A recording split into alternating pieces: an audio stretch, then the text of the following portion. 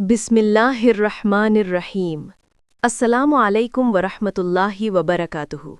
প্রিয় ভাই ও বোনেরা, আজকের এই ভিডিওটা হয়তো আল্লাহ বিশেষভাবে তোমার জন্যই দেখাচ্ছেন, কারণ আজ আমরা কথা বলবো পাপ থেকে বেরিয়ে আসার শক্তিশালী পথ নিয়ে, যে পথ সত্যিই জীবন বদলে যেতে পারে। মনে রেখো, তুমি যতই পাপী হও, আল্লাহ তোমার শেষটা সুন্দর করতেই চান। আল্লাহ তোমাকে ঘৃণা করেন না, তিনি ঘৃণা করেন পাপকে। আর আজও তিনি তোমাকে ডাকছেন, আমার দিকে ফিরে এসো। অনেক সময় আমরা ভাবি, আমি তো ইচ্ছা করেই পাপ করি, কিন্তু সত্যটা আরও গভীর। নিয়মিত নামাজ ছেড়ে দিলে, হারাম জিনিস সহজ হয়ে গেলে, খারাপ সঙ্গ আর একাকিত্বে ডুবে গেলে মানুষ ধীরে ধীরে পাপে আসক্ত হয়ে যায়। পাপ প্রথমে আনন্দ মনে হয়, কিন্তু অল্প সময়ের মধ্যেই সেটা শিকলে পরিণত হয়। আর তখন মানুষ ভাবে, এখন আর বের হওয়া সম্ভব না। কিন্তু এটাই সবচেয়ে বড় ভুল। নবীদের জীবন আমাদের শেখায়, পাপ মানেই শেষ নয়। হজরত আদম আলাহিসাল্লাম ভুল করেছিলেন, কিন্তু তাওবা করে আল্লাহর প্রিয় বান্দা হয়েছিলেন। হজরত ইউনুস আলাহিসাল্লাম অন্ধকারে পড়ে গিয়েছিলেন, কিন্তু একটি দোয়াই তাকে উদ্ধার করেছিল। শিক্ষা একটাই, পাপ মানুষকে ধ্বংস করে না, আশাহীনতাই মানুষকে ধ্বংস করে।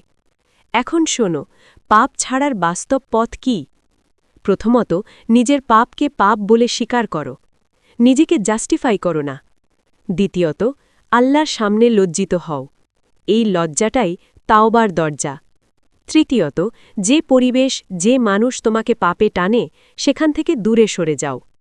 চতুর্থত, নামাজকে শক্ত করে ধরে রাখো। নামাজ শুধু ফরজ না, নামাজ একটা ঢাল। আর পঞ্চমত, ছোট ছোট বিজয়ে খুশি হও। আজ যদি একদিন পাপ ছাড়তে পারো, সেটাও আল্লাহর কাছে অনেক বড় অর্জন। একটা বাস্তব ঘটনা শোনো। এক যুবক ছিল, নামাজ ছেড়ে দিয়েছিল, পাপে ডুবে গিয়েছিল। একদিন শুধু এই কথাটাই তার হৃদয়ে লাগে, আল্লাহ যদি আমাকে আজও সময় দেন, তাহলে আমি কেন নিজেকে শেষ ভাবছি। সে ধীরে ধীরে ফিরে আসে, একদিনে না, আস্তে আস্তে। আজ সে বলে, আমি বদলাইনি আমার শক্তিতে, আমি বদলেছি আল্লাহর রহমতে। এখন এই দুয়াটা মন থেকে পড়ো, আল্লাহুম্মা লা তাকিলনি ইলা নাফসি তারফাতা আইনেন।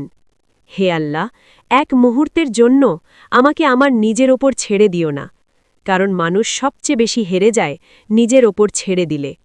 মনে রেখো, তুমি যত গভীর অন্ধকারেই থাকো না কেন, আল্লাহর রহমত তার থেকেও গভীর। আজ যদি তুমি আল্লাহর দিকে এক কদম বাড়াও, আল্লাহ তোমার দিকে 10 কদম এগিয়ে আসবেন। এই ভিডিওটা যদি তোমার হৃদয়ে লাগে, এখনই লাইক দাও, কমেন্টে আমিন লেখো, আর এমন জীবন বদলে দেওয়া ইসলামিক ভিডিও পেতে চ্যানেলটা সাবস্ক্রাইব করে পাশে থাকো। আল্লাহ আমাদের সবাইকে পাপ ছেড়ে তার দিকে ফিরে আসার তৌফিক দান করুন। আমিন।